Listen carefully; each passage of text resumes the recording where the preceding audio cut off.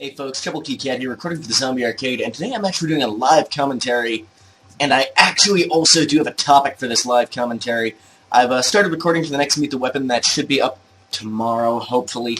But today, I thought I wanted to do, I've been wanting to do this video for a little while. I wasn't planning initially to do it as a live commentary, but I figured, you know, it'd be quick, easy, and it should be absolutely fine to do it live, so let's just do it that way and get her done.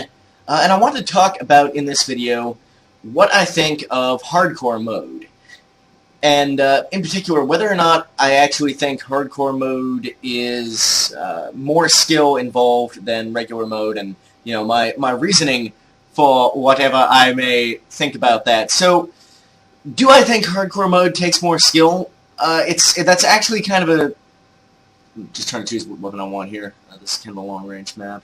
I do want to be an engineer. That's kind of a tricky question, because there are some things about hardcore that I do think make it take a bit more skill, like the lack of 3D spotting, no regenerating health is another one, and you know, the lack of a crosshair, all this kind of stuff. But there's a big problem with hardcore for me in terms of you know, regarding how much skill it takes, and that's the reduced player health. The low time to kill in hardcore. It only takes a few shots with most guns, in fact with any gun, to kill people. And I actually think that low time to kill makes a game take a lot less skill to play successfully. And I know a lot of people disagree with me on this front, and so I feel like I sort of have to talk about why that is, why I believe that, and why, honestly, I mean, I don't think this is a matter of opinion. I honestly think that if you disagree with me on this point, you are incorrect. And I mean, I know a lot of people do, but that's how I feel about it, and, you know, I'm not gonna back down from that opinion. I think I need javelins real quick here.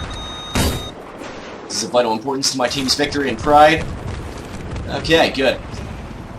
So the reason that I feel so just to be clear, for me the ideal sort of skill-based Battlefield 3 would be something like hardcore, but with the regular level of health. Honestly, maybe 120, 130% player health. And the reason that I feel that a low time to kill makes things easier is, okay, take a look at a game like Counter-Strike. I think we can all agree that Counter-Strike is very much a sort of a very much skill-based game. And the thing about Counter-Strike is, in Counter-Strike, it's very rare to see a bad player kill a player who's much better than them. And the reason for this is that, you know, maybe I'm going about this the wrong way. Keep that in mind, as I didn't quite, you know, plan this all out in advance. I don't quite have a, you know, a structure ready for this rant. So, so things may be a bit scatterbrained, and I may get raped to death by Amtrax while trying to defend a bomb site. But that's absolutely okay. I kind of wish I was on the other team here, but, you know, I'm not going to switch from the losing team to the winning team, especially when the winning team already has more dudes anyway. That would be absurd. Anyway. So the thing about it is, low time to kill makes it much easier for just sort of anybody to get a kill, and it makes the game much more based on reflexes and to a certain extent positioning, and that's one of the things that makes hardcore more fun to me, is people do take it a bit slower, make sure they have, you know, better positioning. On the other hand, you have to keep in mind that basically what that means is oftentimes a low time to kill encourages camping, and a lot of people don't like that. I think they don't quite make that connection, but it's true, because basically if you are the first one to shoot, which is basically the advantage that you normally hope to gain by camping, you hope to, you know, be there already aiming at the spot where the enemy's going to merge, be the first person to shoot, you are 100% of the time going to get the kill, if the time to kill is as low as it is in hardcore or something like this, because your enemy's just not going to have a single chance to react. They're going to be dead before they have any hope to react. And, you know, you might well say, well, I mean, this is a modern battlefield, modern weapons, that's sort of how it goes, that's realistic, right? And, you know, as well, it's fair that the person with better positioning should get the kill, right? Well, yes, it's absolutely more realistic, and again, that's one of the reasons hardcore can be cool, is it is a bit more realistic, and that can be nice sometimes. But, to me, it doesn't make for good gameplay. You want to have a situation where generally speaking, the player with more skill will win a firefight. If you want to have a competitive game, what you want is to demonstrate which players are better than others by having the more skilled players, generally speaking, winning. And just because you're sitting in a corner and the other person happened to be moving through that area, for example, maybe they were on the attacking team, so they had to go through there to attack the objectives, that doesn't necessarily mean you are actually a better player. You happen to have a small advantage due to your superior positioning, or an advantage that would be small in a game with a higher time to kill. So if you take a game like Counter-Strike, you actually have time to react if somebody's behind you, if somebody's camping in a corner. Granted, in Counter-Strike, if you're a good player, you're almost always, you're checking your corners really carefully. And the fact that they're already aiming is not going to give them such a great advantage. If you're checking your corners properly, they'll kill you. If you're not doing that, you'll still die. And I mean, that was a bad mistake on your part to not be checking your corners carefully. That was inferior play from you, and you should have died. But in a game like this, so let me think about this for a minute again. So basically what I'm saying is, in Counter-Strike, as a result of that, no matter what tactics you're using, you can give yourself an advantage as a poor player, or, a less skilled player. I wouldn't necessarily say a poor player. You can give yourself small advantages and stuff like that, but it's, generally speaking, kind of rare to see a really good player be killed by a really bad player. However, in a game with a low time to kill, I mean, you only need to put like 2 or 3 shots on target. Anybody can get lucky and put a couple of shots on target on a player who hasn't spotted them yet. Man, I'm just getting killed a lot here because I'm focusing so much on what I'm saying, not on what I'm doing. So this probably isn't going to be a very good gameplay. Sorry about that for those of you who care about that. But this is much more, for me, about what I'm ranting on about, so I'm not focusing too much on what I'm doing. Anyway, I apologize. Oh, by the way, slight tangential note and question for you people. Would you be interested in seeing some Counter-Strike Source gameplay? I've been playing it again recently, and remembering, wow, this is actually a really well-designed game, and I really like this game, and maybe I should put some footage up of this, but I don't know if people want to see such an old title. So leave a comment below if you guys would be interested in seeing some Counter-Strike Source gameplay on days where I'm not uploading Meet the Weapon or not, because I think it's a really good game. It's a really interesting game to me to watch because of just how good it is as a competitive, skill-based game. It's super legit in that regard, and I like that. And it makes it interesting to me, but I don't know if other people would be interested in watching, so leave a comment below. So yeah, that's sort of how I feel about it. I feel that a low time to kill makes it a lot easier for players who are not as good to get kills on players who are better than them. And that, to me, makes the game... it does actually make it better for casual, large-scale online play. I'm not denying that. It absolutely makes it more fun for a wide audience because it lowers the skill floor, lets anybody get in there, get a few kills, enjoy themselves, have fun playing the game. But it does write it off as a competitive kind of title to me. And that's sort of why I don't really think hardcore takes more skill. I can't take hardcore seriously from a competitive standpoint because it sort of flattens out the skill curve, as it were, by making it a lot easier for players who aren't as skilled, aren't as experienced, to get kills on players who are more experienced, more skilled. And so, yeah, that's basically the long and short of it. That pretty much covers it. So, I know people are going to have differing opinions about this, but do leave, comments below. I'm always interested to hear what people have to say about this, because I know a lot of people really do disagree with me, and they really think, hardcore is where it's at for super skill mode. I strongly disagree, and as I said, I mean, the normal damage in Battlefield 3 I don't feel is too low, but it could be... sorry, I don't feel it's too high, but... How about this? The normal time to kill in Battlefield I don't feel is too low, but it could be higher. It's kind of the same in Counter-Strike. I mean, in CS it normally takes, 5 or 6 shots to kill somebody, depending on what gun you're using, and if you get a headshot, headshot's pretty important in Counter-Strike. Not so much in Battlefield, which I don't mind. That's okay. I don't think, headshots are the epitome of skill or anything like that. But,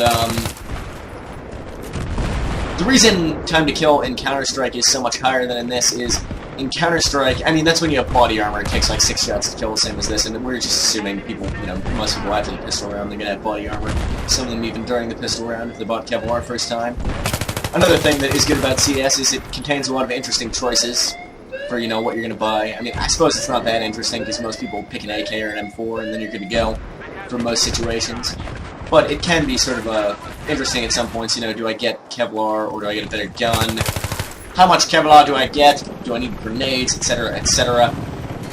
Anyway, enough about CS. Bit tangential, sort of related to what I'm talking about.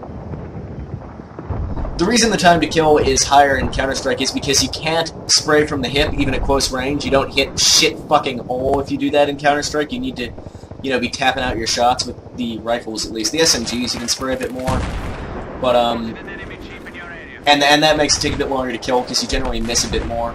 And I don't mind that, because actually, I mean, your first shot with any given gun in CS Source is really fucking accurate, but the accuracy just degrades much, much more quickly, and if you're moving, your accuracy is much, much lower than in a game like Battlefield 3, for example.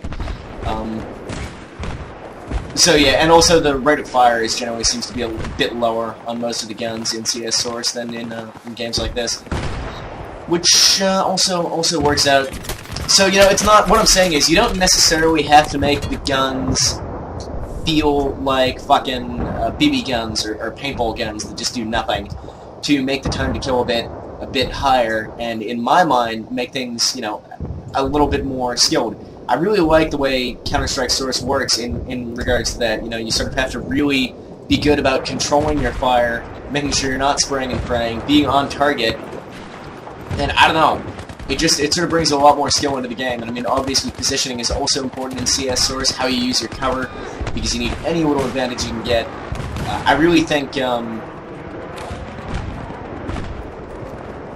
really hate the fact that it's not an MLG anymore, let me put it that way. Was it ever even an MLG? I think it was at some point, but I hate that. I mean, Halo Reach is okay. Actually, I've watched a bit of Halo Reach. That seems alright from a competitive standpoint as far as, you know, modern console shooters go. It seems like that involves a fair bit of skill, although, but I really don't think, I don't know, Call of Duty doesn't belong there to me, and a lot of it's to do with just how short the time to kill is in Call of Duty, and how flat it makes the game in terms of differentiating between, you know, good and bad players. It's Call of Duty is, I mean, anybody can play Call of Duty well. It's not, you sort of master it really, really quickly. The skill ceiling is very low, and that means that it's not that interesting to watch at the highest tiers of play because all the players have pretty much mastered the game. I mean, there's not, and a lot of it comes down to, you know, it's okay, but I don't know.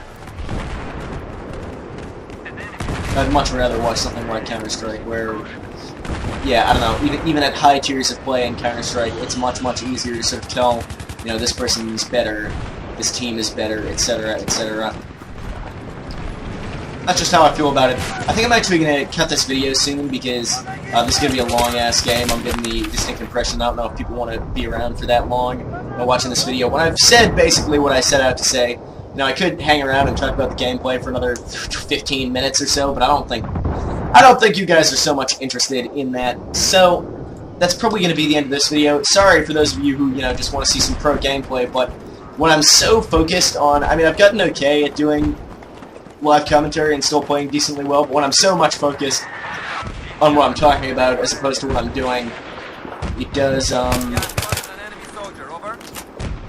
make it a lot harder for me to play really successfully. You know, if I'm sort of talking about what's going on in the game, then it's okay, because I'm still, you know, focusing more on the game. But when I'm talking about something that's kind of related, but not really exactly what is happening on the screen, it makes it a little bit harder for me to focus, so it does deteriorate the quality of my gameplay a little bit. Anyway, you'll probably see a bit more hardcore footage on off days, because, I don't know, I don't mind playing hardcore, and I know it's good for variety. And, you know, as I said, I don't hate hardcore mode or anything like that. I have fun with it, and there are some things that are nice about it. I just don't actually think that it is a more, you know, skill-based game type than normal. I think it's actually about the same in the end. The low time to kill makes it easier in a lot of ways, but you've also got, you know, the no 3D spotting and the no regenerating health and stuff like that that legitimately does make it, you know, a bit more interesting competitively. So I think it ends up about even. They're just sort of different styles of gameplay, and you know, different people are going to prefer different things. I happen to like both. I mostly play normal mode, but I also do really like playing hardcore sometimes because of the sort of slower pace that you often get, and how it's a little bit more realistic and stuff like that. It can be nice, it can be fun. Anyway, that's going to be it for this video, guys. So thanks for watching. And until next time, Troubletcat out.